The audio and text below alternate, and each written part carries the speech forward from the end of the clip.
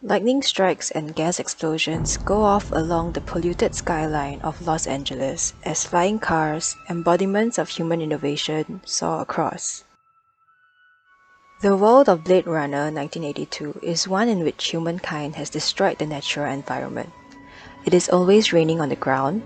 Mist and smoke in rooms create a sense of stuffiness despite overhanging ceiling fans, and animals seem to be nearly extinct. In this video essay, our group will discuss the human need for certainty and its role in binary thought. We find that in Blade Runner 1982, humankind's demand to possess absolute certainty of the world has produced a system of binaries. However, these constructed binaries ultimately collapse, allowing the film to question whether attaining certitude is crucial to being human at all. Part 1. How Uncertainty Encourages Binary Thought. First, let's talk about binaries. Blade Runner's universe is full of them. Let's explore this with the film's main narrative of the binary between humans and replicants. Blade Runner introduces replicants as evil murder robots incapable of empathy. While they might look like humans, replicants are stronger, faster, and smarter than humans. Those advantages, coupled with a lack of emotion, make replicants dangerous. They jumped the shuttle off-world, killed the crew and passengers. We found the shuttle drifting off the coast 2 weeks ago, so we know they're around. That is why Deckard, a Blade Runner, is tasked with hunting down and killing fugitive replicants. However, as the movie progresses, the replicants reveal their capacity to experience emotion, to cry, to smile, to love, to suffer, to empathize, just like us, calling into question the relevance of the binary between humans and replicants. Why are you staring at us, Sebastian? Because you're so different. You're so perfect. To understand why the humans in the Blade Runner universe are pliant to the binaries against replicants, we must first acknowledge the human biological and psychological need for control. Research in cognitive science has discovered that humans possess the need of internal and external control. The article, Born to Choose: The Origins and Value of the Need for Control, proposes that this need developed as a part of human evolution in order to thrive in uncertain surroundings. Humans are motivationally intensified to remove environmental stresses to secure a healthy existence. By doing so, the basic needs for psychological and physical safety are fulfilled. The Voight-Kampff test is portrayed as the one mechanism that distinguishes between human and replicant. It looks out for emotional responses indicated through pupil dilation. As replicants are designed to replicate humans in every way aside from emotions, a lack of emotional response to test questions allows Blade Runners to pick replicants apart from humans. Secondly, replicant responses are also closely monitored during the test for persistent behavioral patterns that suggest false memories. Memories are key here as they have the ability to predict patterns of behavior. For example, Rachel's responses can be predicted by Deckard due to her implanted memories, which are shared amongst these artificial beings. Humans here have justified enslaving the replicants simply because of their lack of empathy and authentic emotional responses. In the movie's universe, empathy and emotions hold up the binary between humans and non-humans. Visually, the replicants and humans are almost indistinguishable, that is until they take the Voight-Kampff test. Furthermore, in yet another attempt to eliminate uncertainty, replicants are designed with a fail-safe ensuring they will die in 4 years. Their shortened lifespans give them limited time to form memories, and consequently prevents the development of any real emotional response. When combined, both the test and the failsafe clearly demonstrate man's attempt at controlling his creations. Replicants thereby become anti-heroic figures considering their grim genesis. They rise above the odds of their raised environment to try to defy the tyranny of hierarchical society to win their liberation, an action that appeals to audience empathy. This attempt at self-autonomy echoes Nietzsche's valorization of the criminal, where his virtues are banned by society. The most lively drives he was born with have been entangled right away with depressing emotions, with suspicion, fear, dishonor. The exploited replicants are sympathetic figures, and audiences root for the victory of these hazards staging a bloody mutiny. The portrayal of these replicants undermine the legitimacy of human rule and the ethics of such imposed binaries.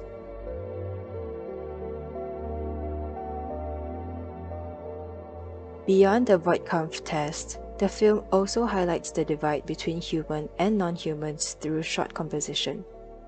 The film deliberately puts a large amount of space between characters who have been established as human and those who have been established as replicants. They are rarely framed seeing eye to eye, further suggesting that disconnect and inability to be seen as equals. The visual disparity draws attention to humans' inherent need for control and mastery of both the environment and the non-humans. In Straw Dogs, Gray quotes E.O. Wilson's argument that conscious control of human evolution is inevitable, as humanity will be positioned godlike to take control of its own ultimate fate. Levels, lighting, and editing, the aesthetic and stylistic elements all play into Gray's definition of humanism, which entails humans freeing themselves from the limits that frame the lives of other animals. As a species, they see themselves as more evolved with complex thought and therefore capable of preceding over others. Blade Runner underscores the darkness of humanity, that humans are, as Gray describes, these destructive plague animals or invading disease organisms. Lost is the Christian ideal of being wise stewards of the planet's resources. Humans have become true antagonists, abusing their self-given position of power over the non-human and environment. As a result of the human inability to live with uncertainty, man has elected himself as the new god and master, revealing his cruel and selfish nature and destroying the world he lives in. Part 2. When Binaries Fall Apart. The film's man-made binaries eventually fall apart, showing that humans cannot maintain such control. Through the collapse of binaries, the movie questions the significance of the certainty bound up and tied to them. The film's eventual destabilization of certainty is foreshadowed by the moments leading up to the appearance of Rachel, an advanced replicant model that required a greater number of Voigtkampf questions before Deckard could ascertain her identity. In an earlier scene where Deckard receives his mission assignment to administer the Voigtkampf test at Tyrell Corporation, Deckard asks Bryant, "And if the machine doesn't work?"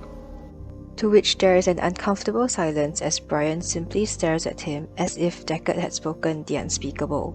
This is the first hint the movie drops that the line between human and non-human replicant may not be quite so clear after all.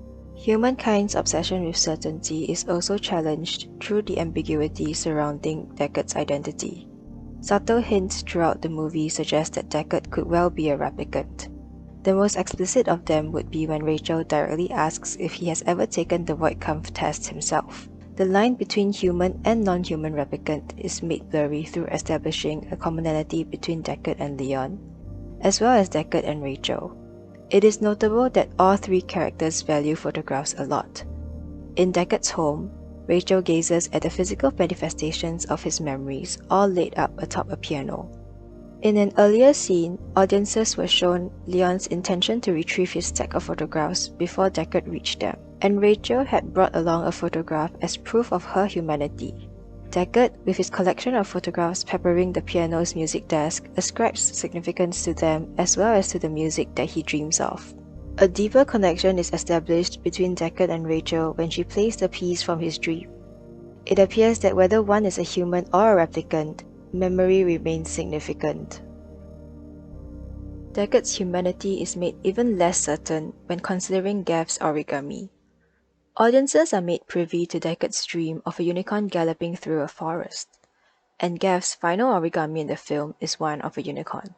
This similarity questions the authenticity of Deckard's memories and implies the police department is aware of the specific memories implanted within Deckard. Thus, the film presents the possibility that Deckard, much like Rachel, is a replicant without being aware of it. This is demonstrated through the ways Deckard is shown throughout the movie as well. Deckard's face is often half in light and half in darkness, suggesting a hidden side to his identity. Furthermore, as opposed to the clear separation between Holden and Leon, Deckard's distance from Rachel is reduced. and the shot during the interrogation scene is askew. We may think of the film's central uncertainty as an epistemological crisis, a crisis of knowledge. The parallels between Descartes and Deckard should not be overlooked. The two names sound extremely similar, and it has even been said that Descartes is the namesake of the French mathematician and philosopher. Descartes' efforts to attain certain knowledge ultimately led him to the conclusion, "I think, therefore I am." It seems to be less of a coincidence then when Pris casually mentions the same phrase to let Sebastian know that she and Roy are not computers. The final blow dealt to the human and non-human dichotomy occurs when audiences notice parallels between the human Deckard and the replicant Roy. As Roy struggles with accelerated decrepitation limiting the use of his hands, so too does Deckard deal with an impediment when Roy breaks his fingers. This chase sequence between them is especially important in that the hierarchy is entirely subverted. The hunter becomes the hunted. Towards the end of the movie, it is not Deckard who has the upper hand in the battle, but Roy. And with that advantage, Roy chooses to save Deckard instead of letting him fall. Blade Runner's unresolved mystery thereby challenges the significance ascribed to attaining certitude. After all, the film's imposed binaries eventually fall apart, undermining humankind's efforts to eliminate all ambiguity. And that is what makes the Blade Runner universe interesting. It is instructive on emotionally identifying with beings that humans do not expect to be able to emotionally identify with. Binaries exist in that universe to comfort humans by division, by hierarchy, by the reassurance that humans are at a higher plane of existence than non-humans. And therefore it is admissible for humanity to dominate, control, and kill our creations. But what happens when these binaries are broken?